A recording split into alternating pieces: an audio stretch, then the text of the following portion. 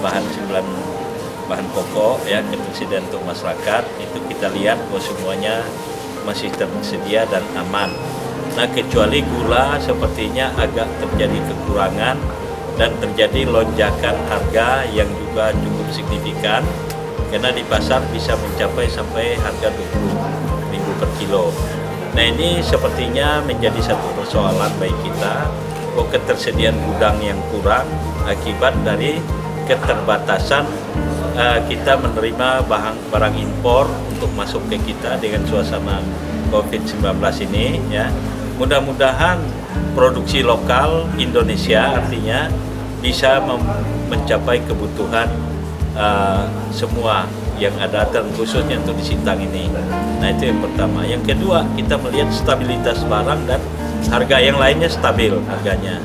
Lalu untuk langkah antisipasi kita berkaitan dengan isu COVID-19 ini, tentunya kita melihat ketersediaan barang seperti alat kelengkapan pencegahannya.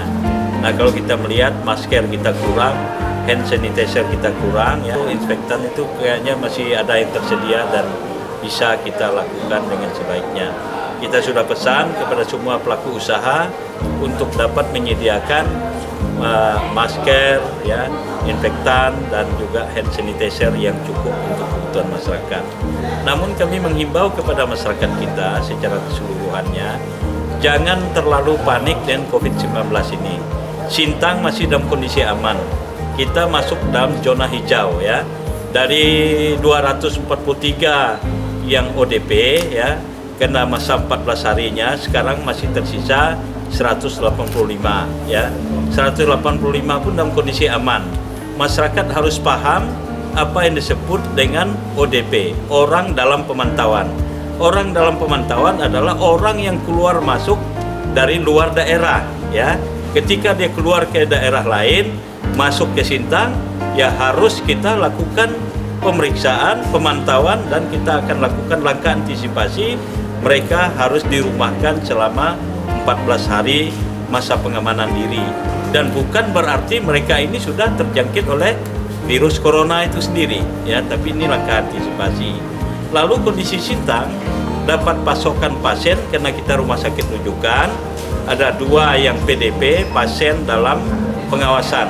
Nah, pasien dalam pengawasan sudah mulai membaik ya, mulai adanya perkembangan yang baik, tetapi itu bukan warga daripada Kabupaten Sintang, warga Sanggau dan warga Kapuas Hulu.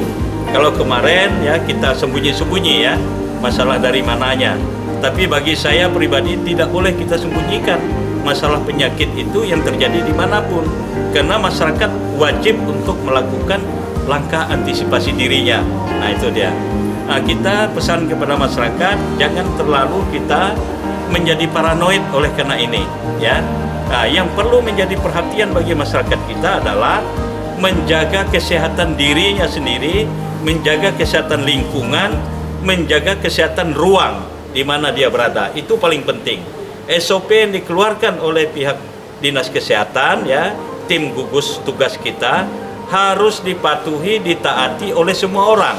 Itu langkah antisipasinya karena kita masuk ke dalam masa pencegahan ya, masuk dalam masa pencegahan.